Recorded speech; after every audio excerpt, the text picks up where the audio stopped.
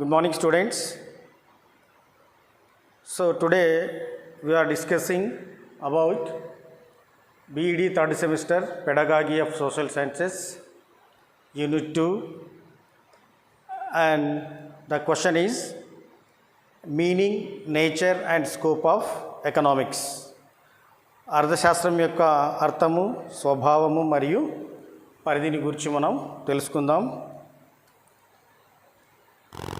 Today, in this time, we are going to discuss what is the meaning, nature and scope of economics.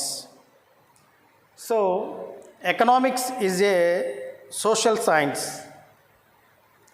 that studies the distribution and consumption of goods and services.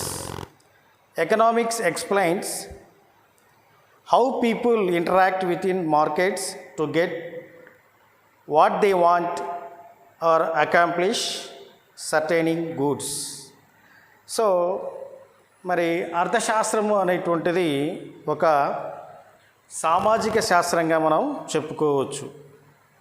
మరి ఈ అర్థశాస్త్రం వ్యక్తులు, వ్యవస్థలు, వస్తు సేవల ఉత్పత్తి, పంపిణీ, వినియోగము మొదలగు లాంటి కార్యకలాపాలలో ఏ విధంగా నిమగ్నమై ఉంటారో అర్థశాస్త్రం అనేటువంటిది అధ్యయనం చేస్తుంది.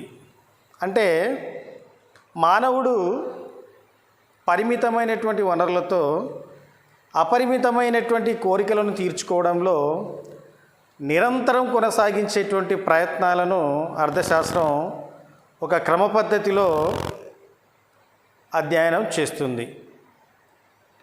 అంటే అర్థశాస్త్రం అనేటువంటిది ఆర్థిక కార్యకలాపాలకు సంబంధించినటువంటి వివిధ విషయాలను గూర్చి అధ్యయనం చేస్తుంది. వాటికి సంబంధించినటువంటి జ్ఞానాన్ని వ్యక్తులకు అందించేదిగా ఉంటుంది. So this is about introduction of the economics. Now meaning of economics. అర్థశాస్త్రం అంటే అర్థం ఏంటి? So economics is a queen of social sciences. మరి అర్థశాస్త్రమును సామాజిక శాస్త్రాలలో ఒక రాణిలాగా దీనిని చెప్పవచ్చు.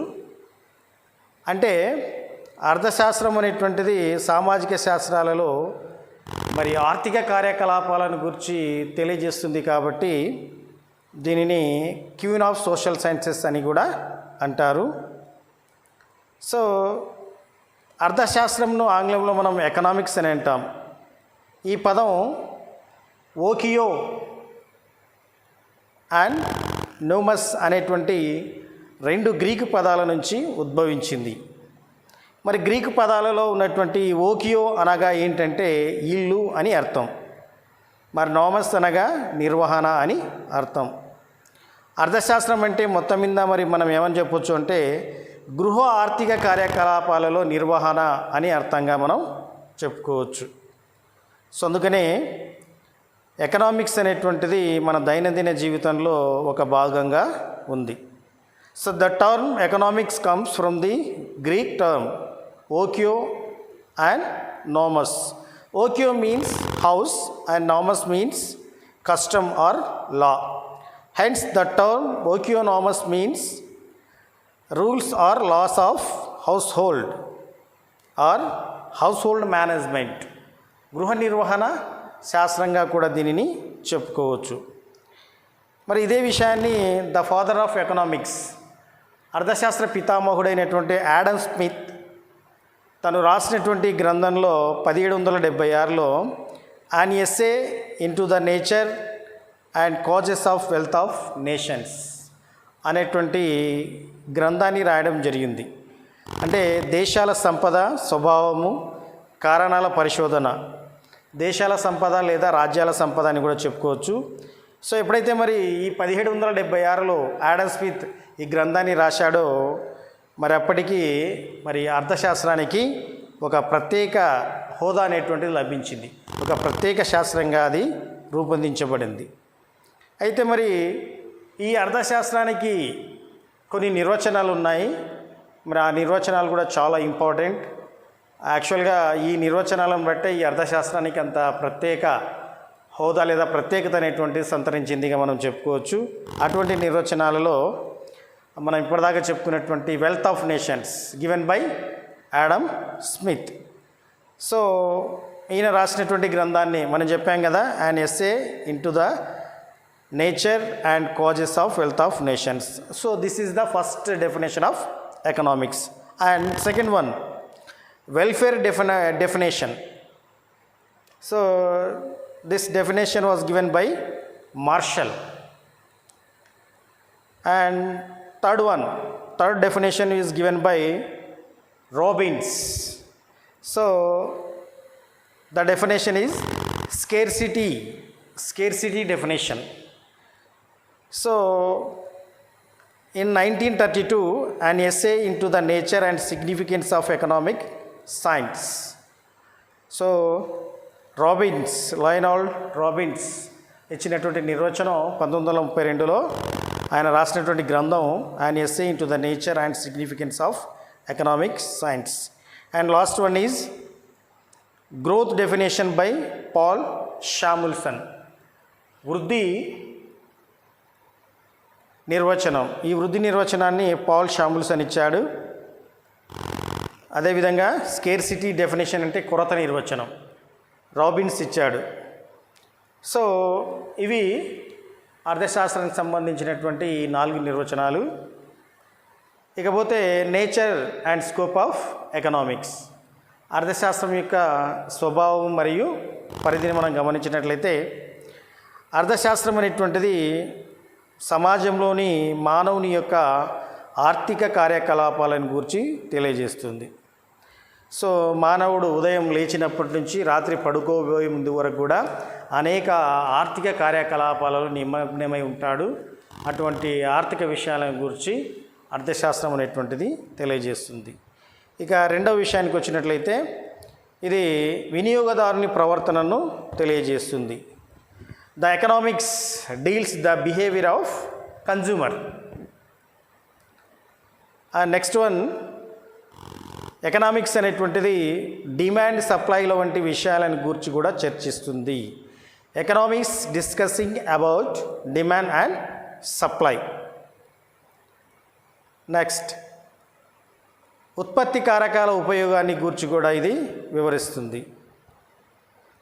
It deals the uses of factor of productions. అంటే ఉత్పత్తి కారకాలు ఉన్నాయి కదా, ఆ ఉత్పత్తి కారకాలను గురించి కూడా తెలియజేస్తుంది. అంటే భూమి, శ్రమ, మూలధనం, వ్యవస్థాపనం, సాంకేతిక పరిజ్ఞానం ఇలాంటి ఉత్పత్తి కారకాలు ఫ్యాక్టర్ ఆఫ్ ప్రొడక్షన్స్ గురించి కూడా ఇది తెలియజేస్తుంది. నెక్స్ట్, ద్రవ్యోల్బణ భావనల గురించి తెలియజేస్తుంది. ద్రవ్యోల్బణం, ఇన్ఫ్లేషన్. ఈ deals the concept of inflation. So next one, ఆర్థిక వృద్ధి, ఆర్థికాభివృద్ధి వంటి అంశాలను వివరిస్తుంది. It explains economic development and economical development. And next one, జాతీయ ఆదాయము, తలసరి ఆదాయం వంటి భావనల గురించి కూడా ఇది తెలియజేస్తుంది. It deals the concept of national income and per capital income. Next, పేదరిక నిర్మూలన, నిరుద్యోగం వంటి అంశాలను ఇది చర్చిస్తుంది. It is discussing about aspects of abolition of poverty and unemployment. Next one, బడ్జెట్లను గురించి అధ్యయనం చేస్తుంది. బడ్జెట్లను గురించి ఇది తెలియజేస్తుంది. It deals the types of budgets. Next one, వస్తు పంపిణీ విధానాలను చర్చిస్తుంది. వస్తువుల యొక్క పంపిణీ ఏ విధంగా జరుగుతుంది అనేటువంటి విధానాల గురించి కూడా ఇది చర్చిస్తుంది. It is discussing about distribution of goods. So last one is ద్రవ్య కోశ విధానాలను తెలియజేస్తుంది. It is explains about fiscal policy. So అంటే మరి ప్రభుత్వం అవలంబించేటువంటి ద్రవ్య విధానాలు, కోశ విధానాలను గురించి కూడా అర్థశాస్త్రం అధ్యయనం చేస్తుంది, తెలియజేస్తుంది. So these are the aspects of nature and scope of economics. The economic principles and methods of different fields of study resulted in widening the scope of economics. So మరి ఈ అర్థశాస్త్రం యొక్క పరిధిని చూసినట్లయితే అర్థశాస్త్రం యొక్క పరిధి చాలా విస్తృతమైనది. There is widening the scope of economics, చాలా విస్తృతమైనది. దానిని ఒక విధంగా మనం నిర్వచించలేము. అదే అనంతమైనటువంటి పరిధిని కలిగి ఉన్నటువంటిదిగా మనం చెప్పుకోవచ్చు.